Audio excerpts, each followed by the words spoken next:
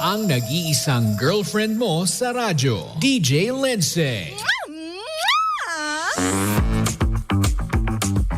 Ang pinakamakulit na girlfriend mo sa balat ng radyo. Isang magandang morning sa inyong lahat. Ako pa rin po nag-iisang girlfriend mo sa radio. My name is Lindsay. Makulit, pero may puso. Handang makinig sa mga kwento mo. Alam mo, feeling ko kailangan mo na siyang iwan kasi it doesn't make sense. Ang kwento sa lihim ng liham.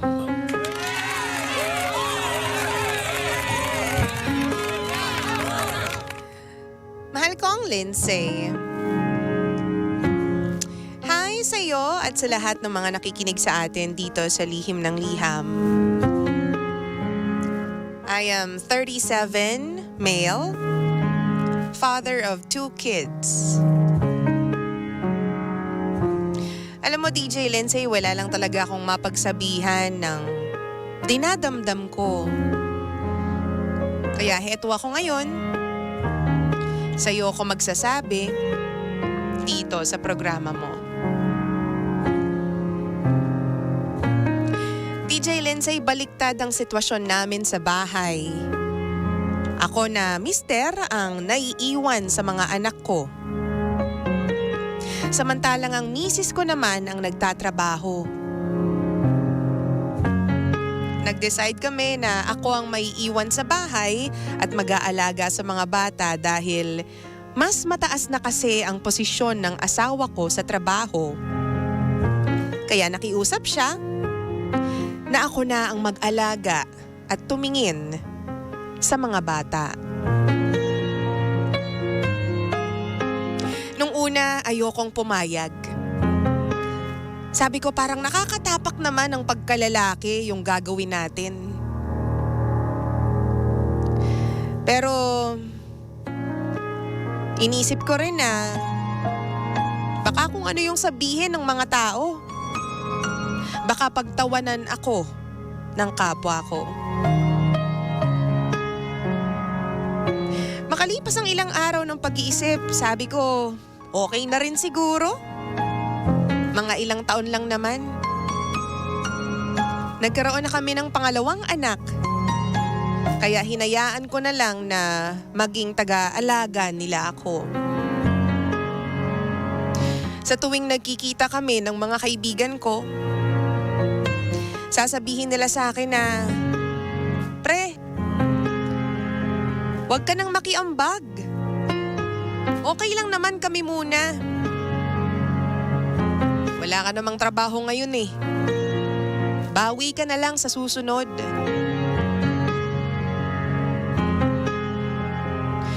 Tapos bigla nilang pag-uusapan yung buhay ko. Gano'n naman talaga sa inuman, 'di ba? Kung ano-anong pinag-uusapan lalo na kapag may tama na. Minsan ko nang narinig sa mga kaibigan ko yung kalalaki mong tao, pero hindi ikaw ang nagtatrabaho. Naiiwan ka lang sa mga anak mo.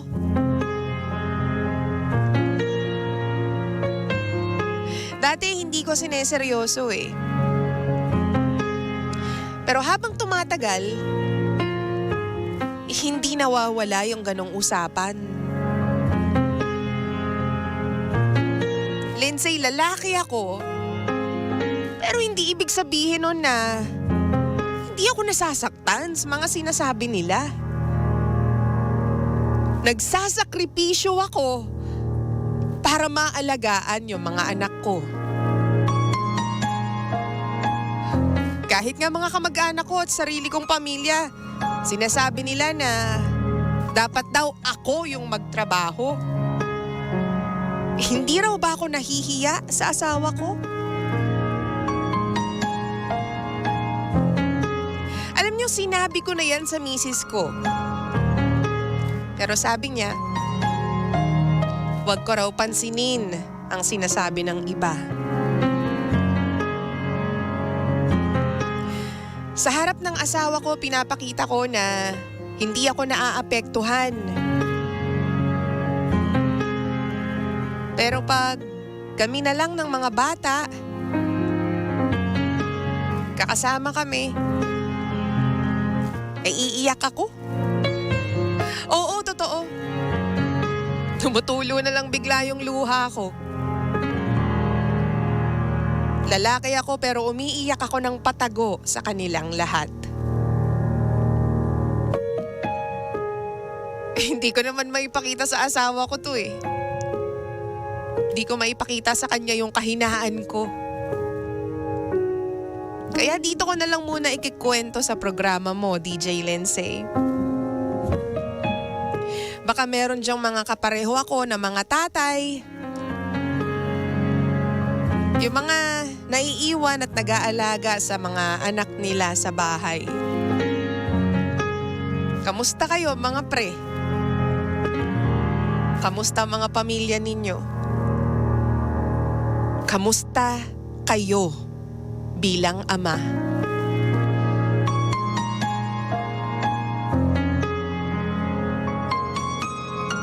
Maraming salamat kung sakaling mabasa mo itong liham ko, DJ Lindsay. Palagi ako nakikinig dito sa bahay. Nga pala, tawagin mo na lang akong Emil. At ito ang lihim ng aking liham.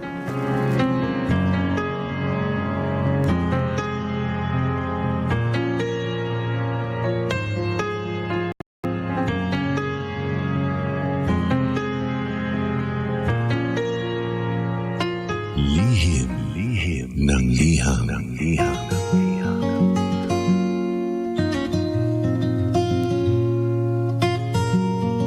Hi, Pangga! Same, pero iba! Pangga, we are number 106.7 Energy FM. Pangga, wag mo sabihin radyo. Sabihin mo. Oras muna natin sa mga kapunuan. Check your time. 14 na Boys. Makalipas po ang alas 9 ng umaga. 9:14 on the clock. Okay Kasama niyo pa rin po nag-iisang girlfriend mo sa radio. My name is Lindsay. Lindsay. And syempre naman, ito po ang lihim ng liham. Ang programang wala kang matututunan.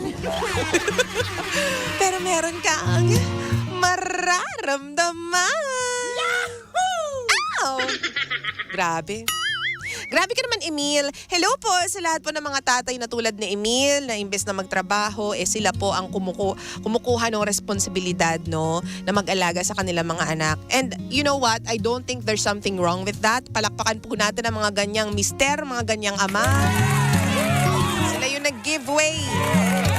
Kasi sinabi naman ni Emil, di ba, na mas mataas na ang posisyon ng kanyang asawa. Wow! Kaya siya na talaga ang nag-alaga sa mga anak niya. And alam mo, malaking responsibilidad yan, ha?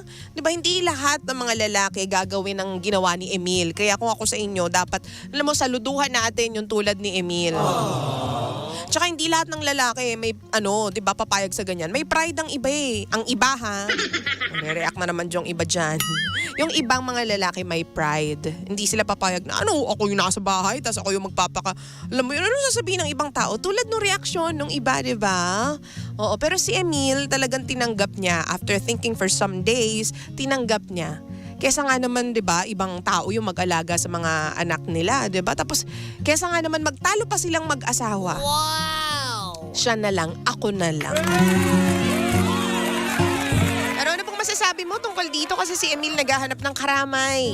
Oo, di ba? Kaya halika na, i-message mo na kami dito sa Lihim ng Liham, sa messenger tuloy. Sa facebook.com/energyfm1067. I-comment mo doon. We are live ngayon, mga panggaha. Live po tayo ngayon sa Facebook account ng Energy FM. Wow!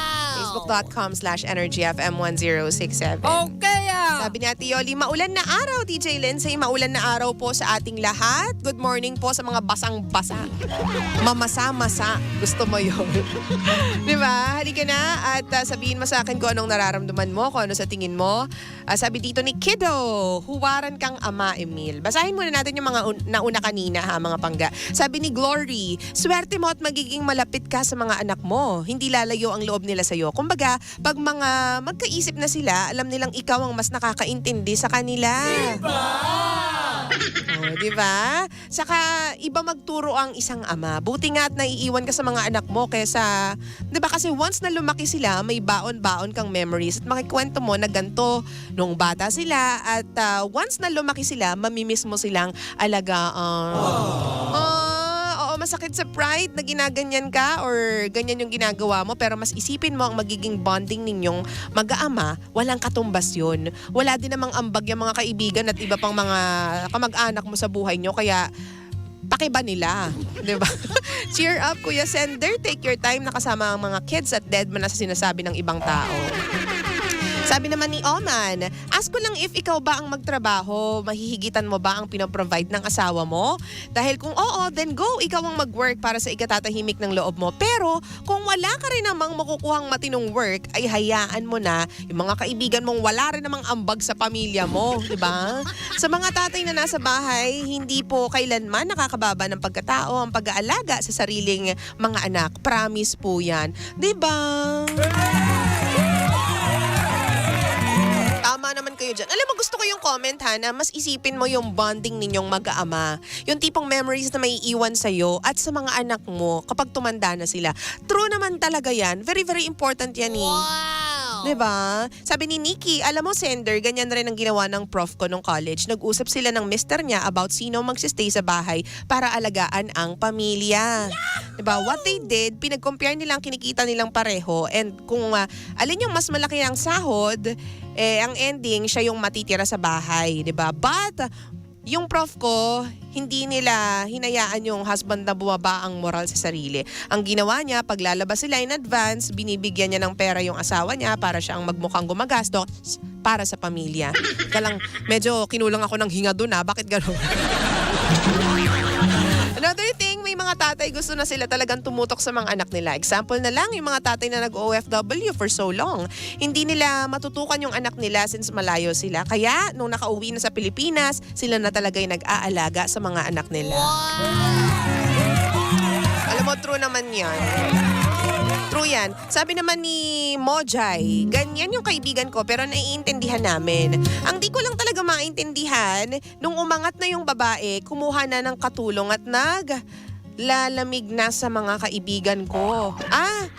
Nung umangat na yung babae, nanlamig na doon sa friend nila. Hala! Hanggang sa nakipaghiwalay na kasi may boyfriend na iba pala yung babae. Tapos yung pinapalayas na siya sa bahay nila kasi nga siya yung naiwan sa anak. Di na raw kailangan dahil anak niya naman daw talaga yun. Ano ba yun? Wala naman daw siyang ambag bilang house husband nga siya. Grabe, may mga babaeng ganyan pag nagkakapera, hindi na tao ang turing sa mga asawa nila. Parang pinapakita na yata o pinapakilala na yata yung BF sa mga anak nila na parang magiging stepdad. Yun ang problema kasi hindi sila kasal. Hays, babae nga naman talaga. Hoy, excuse me, hindi lahat ng babae ganyan ha. Oo. Nginginig ako sa'yo ha. Inaway.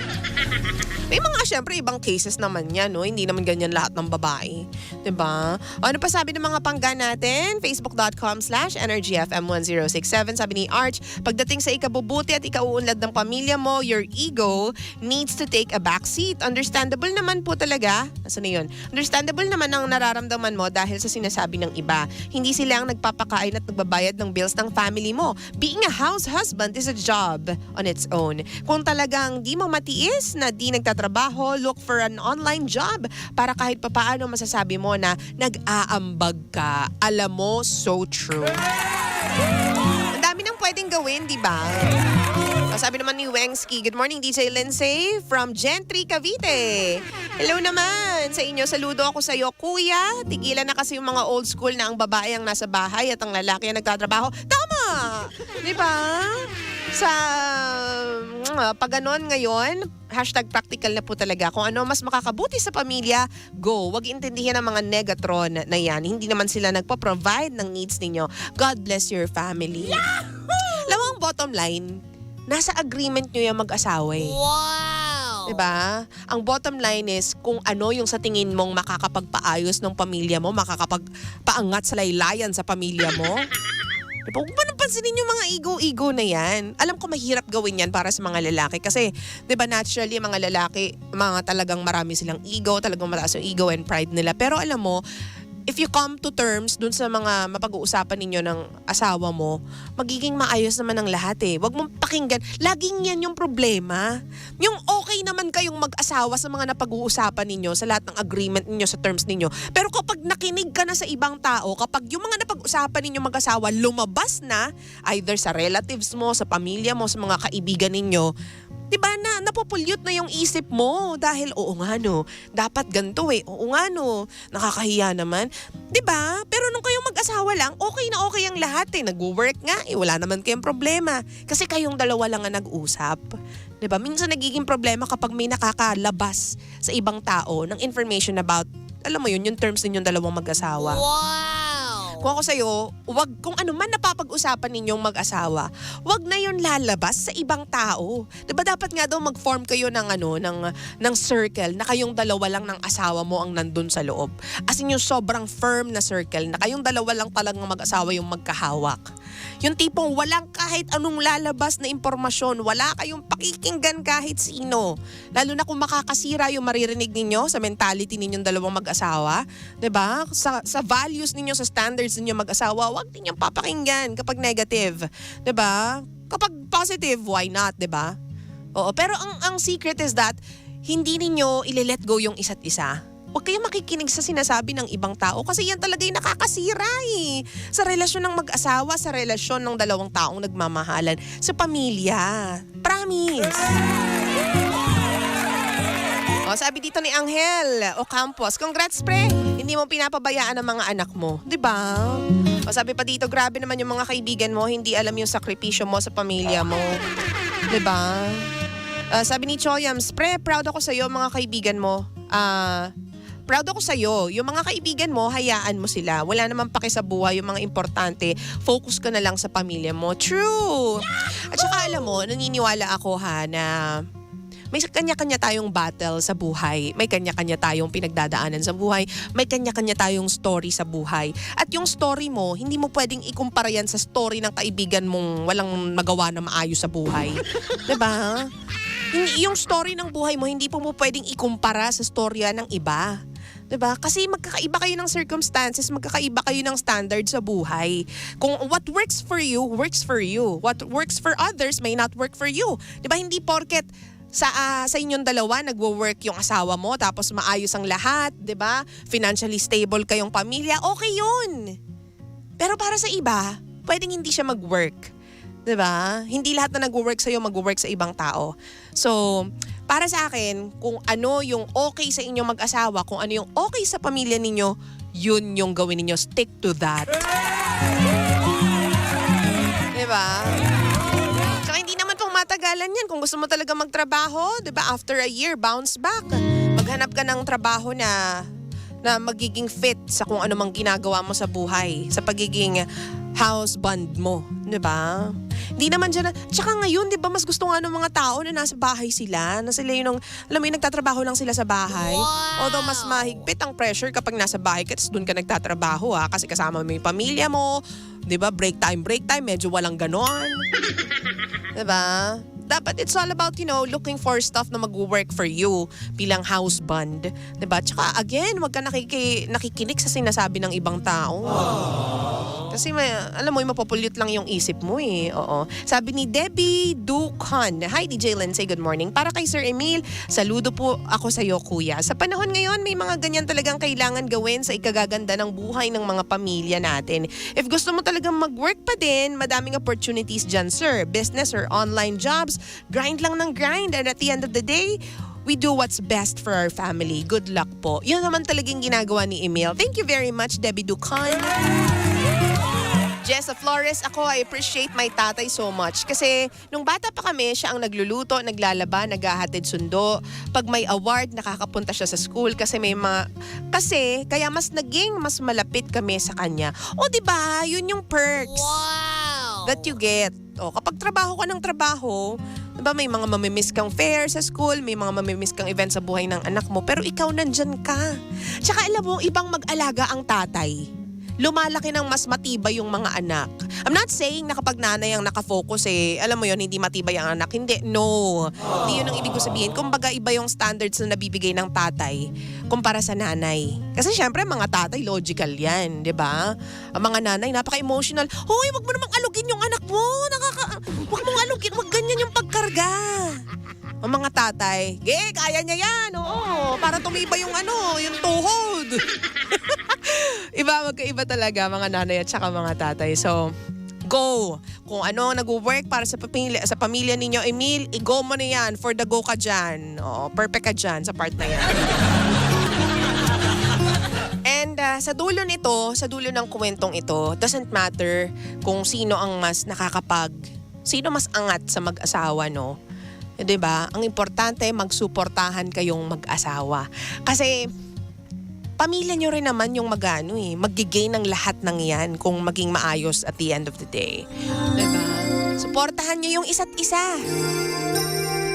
Just like, being, the wind beneath my wings. Wow! Singit mo pa yon, Lindsay. It must have been cold there.